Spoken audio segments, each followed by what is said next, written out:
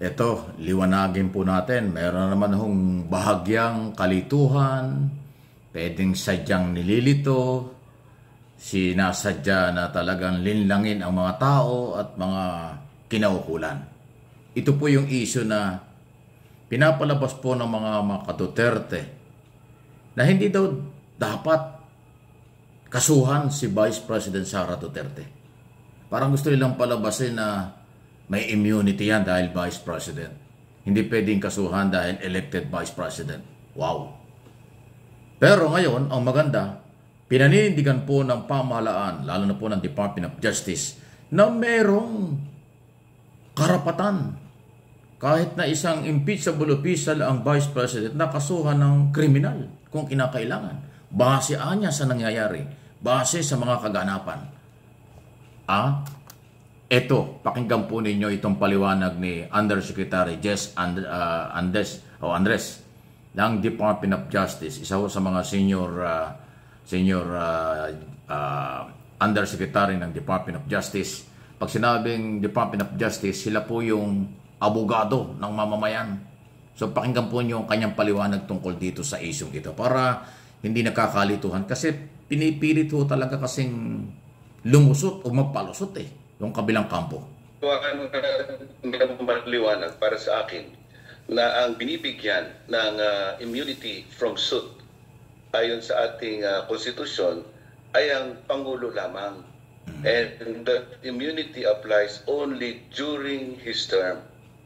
So sa lahat ng ibang opisyales, kahit na impeachable officers kayo, ay maaari din kayong kasuhan criminally.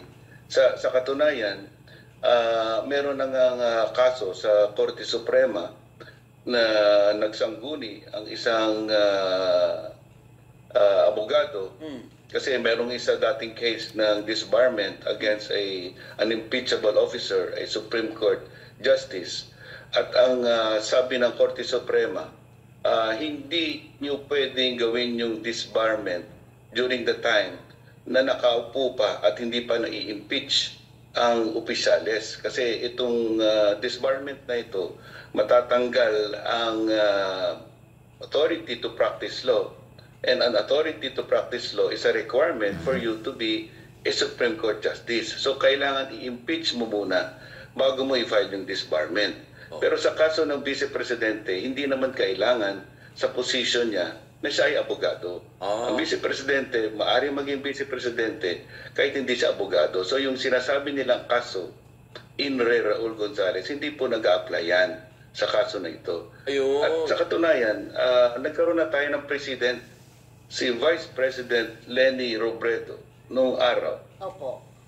Noong kapanahonan ni past President Duterte, nakasuhan din po siya ng inciting to sedition.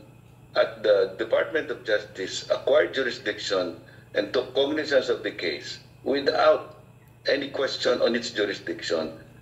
Although eventually na-dismiss siya dahil walang ebidensya na. So, ayun, napakalinaw nun.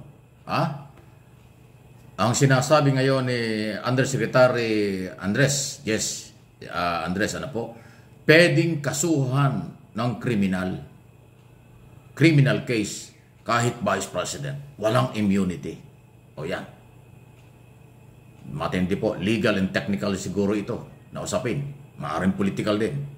Kasi nga po, tulad sinabi ko, pinapalabas kasi ng kampo ng mga Duterte, ay hindi pwede daw kasuhan. Hindi ba kukulong si Sara Duterte? Wow. Ganun na ba?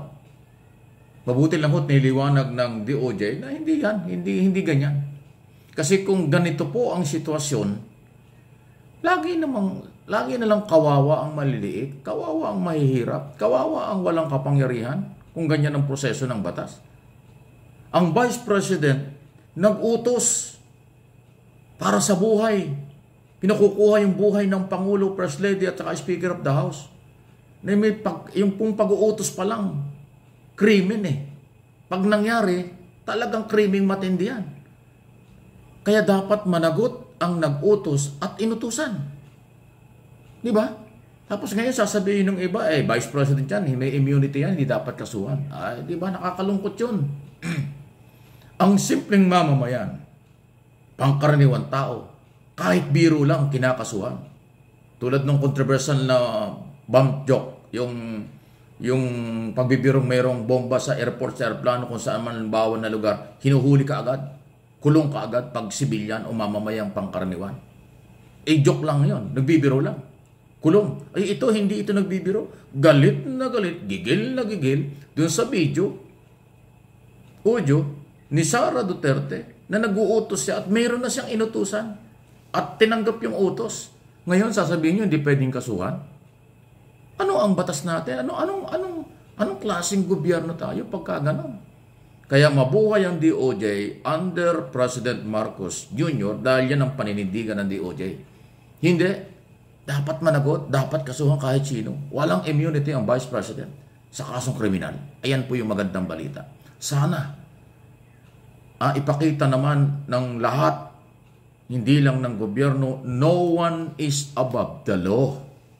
Kasi kung ganyan po ang papalabasin at paniwalaan ninyo, na pag ang Vice President kahit anong gawin at anong man sabihin ay hindi pwedeng kasuhan, anong klaseng justice meron tayo? Anong klaseng justisya para sa lahat? Selected? Namimiling justisya? Namimiling implementation ng batas? Hindi po magandang proceeding yan. Hindi po maganda sa demokrasya. Sa ilalim ng demokrasya, sa ilalim ng ating saligang batas, ang aking pong paniniwala, lahat may pananagutan sa kaso kapag lumalabag sa batas, maliban sa Pangulo.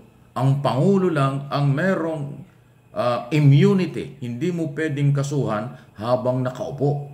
Pero pagkatapos ng kanyang term, pwede niyong kasuhan kung anumang kaso ang gusto niyong i-file.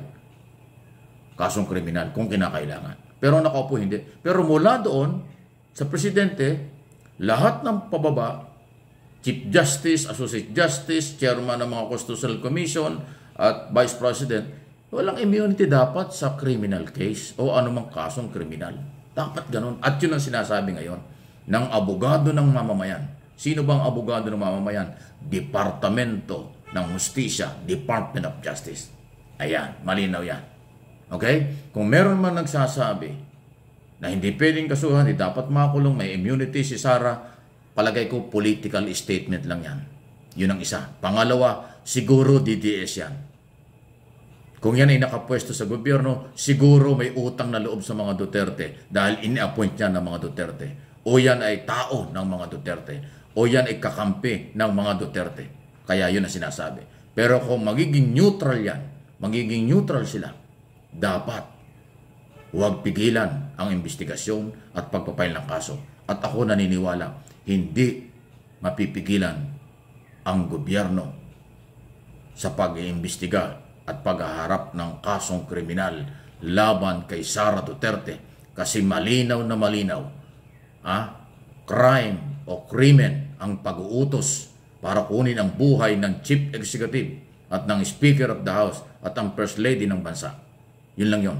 Pag yan ay binigyan po nyo ng baluktot na katuwiran at pinalusot pa niyan, nakakadismaya. Nakakadismayang justice system.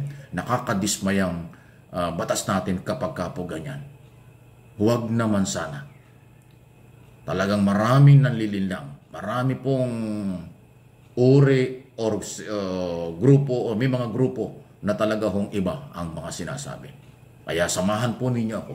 Huwag nyo kong iwan. Palakasin natin ito. Tulungan nyo ako at sasabihin ko ang lahat ng ating alam. Ulitin ko yan. Dito sa aking mga channel. Itong pagiging political vlogger ko, pagiging broadcast journalist ko, sa radyo at telebisyon at dito sa Mike Abby Opinions channel at MA Pinoy TV. Paninindigan natin kung anong tama. Huwag tayong palinlang. Maniwala po kayo. Ang sinasabi ko ay base sa aking pagsusuri na gusto ko pantay-pantay. Hindi pwede na kapag ma-influensya ang tao, kayang gawin ang lahat ng gustong gawin at hindi sila mananagot. Hindi po maganda yun. Please like,